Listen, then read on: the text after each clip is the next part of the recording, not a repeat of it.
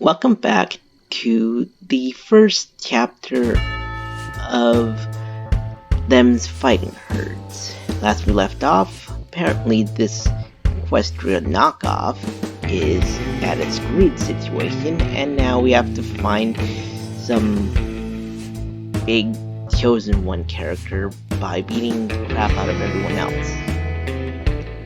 In this part, we are introduced to one of the main characters. Well, not this guy. This guy is apparently the father of the main character who will be introduced in this chapter. And our main character in this story is Arizona. Apparently he's a troublemaking sort, and well, let's see here. So I know you said we cattle kind ain't supposed to listen to those who live outside the prairie, but I heard something big's going on. There's been a decree, Pa, from the Council of Ungulates. Yeah, I know. You do? I'm the leader of this herd we have. It's my duty to know things. And what's happening, Pa? Why do we have to pick a champion, and what for? The mule deer fawns are saying the most terrible things. You know, Arizona, I think a lot about what it means to be wanderers and us, moving from place to place wherever the grass decides to grow, out here in the open air with no home except the wagons we haul and the hills we roam. So stereotypical cowboy folk or rancher folk. I suppose we should have expected this sort of portrayal for cow people, creatures, ungulate things. And it seems they like this kind of lifestyle, and them city folk inside their walls only concern themselves with what's in front of their noses. The old stories, they took them out their history books. But our kind, Arizona, we are folk of the land. We remember with our voices. Gather round, everyone. And now we have more variety in this species. Okay, so in this interpretation of the story, in days of old, all the hoofed folk of Fonum roamed together as one big old herd, and the world, well, was one big old field where the grass was ours for the grape. We had a peace that lasted as long as the tunnels of 10 packs of prairie dogs, but at times they're always changing.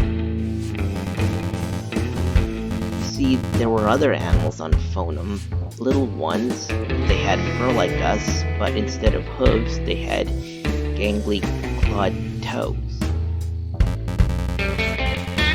Now, funny looking feet ain't nothing usually cause for worry, but something else with their teeth.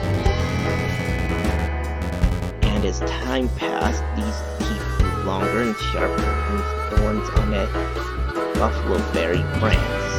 And with chompers like that, well, at least this story seems accurate to what we were told last chapter. I guess eating grass just wasn't gonna cut it. The predators ripped our piece away quicker than a dandelion's seeds in a blister.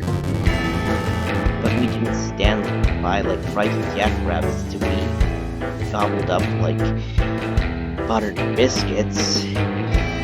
Right now I'm hungry. Now, well, well, that's actually something I always stay covering in the game now. The predecessors of the characters Orn's game, fighting back. So many of us were lost. We weren't sure if we'd been better off just letting ourselves be their supper. But soon we weakened those varmints well enough. That's when a mystic from the desert lands stepped in. Using her great powers, she banished the predators to some otherly place, locking them away. Oh, so basically Nightmare Moon is a predator in this setting. I doubt there's any way to really form her like in My Little Pony Magic. But anyway, this key that everyone's talking about, that's the Prophet's Key. Well, I'll be, so you have been paying attention to my stories. Predators were gone, but so was our peace. Our great herd of one broke into many. We were weakened and we were scared. Because through them predators were locked up, it weren't for good, no sir. The monsters swore that they were sucked up into the funnel of that deep dark nothingness, that they'd be back and they'd be hungry. That is actually sympathizable. I guess being an omnivore has some ups and downs in my case. So, my compatriots, who among you will volunteer to face these hooligans? Who will be champion of the prairie?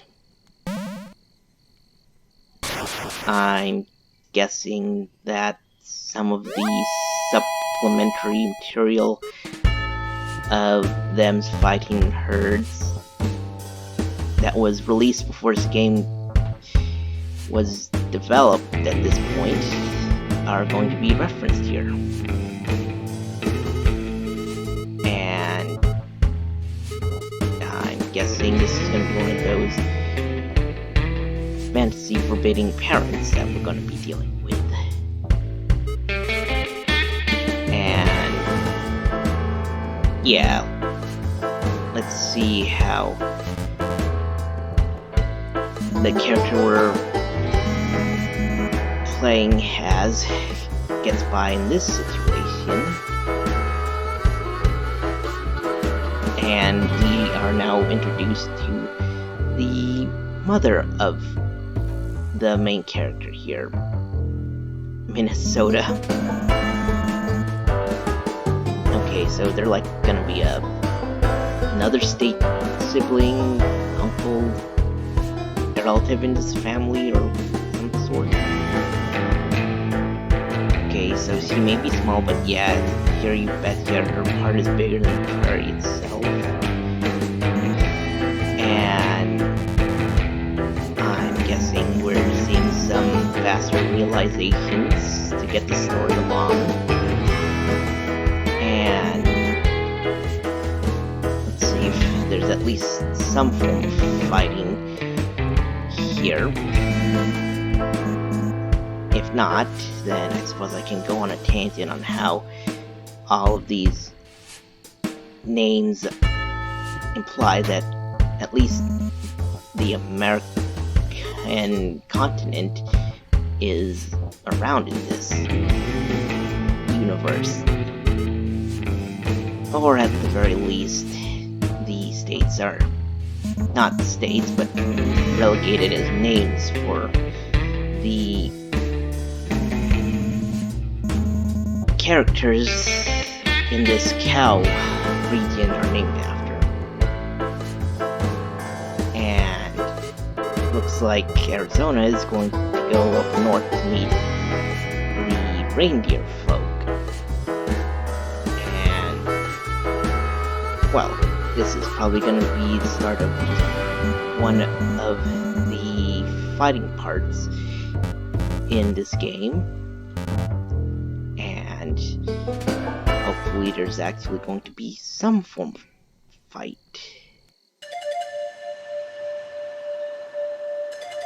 which I will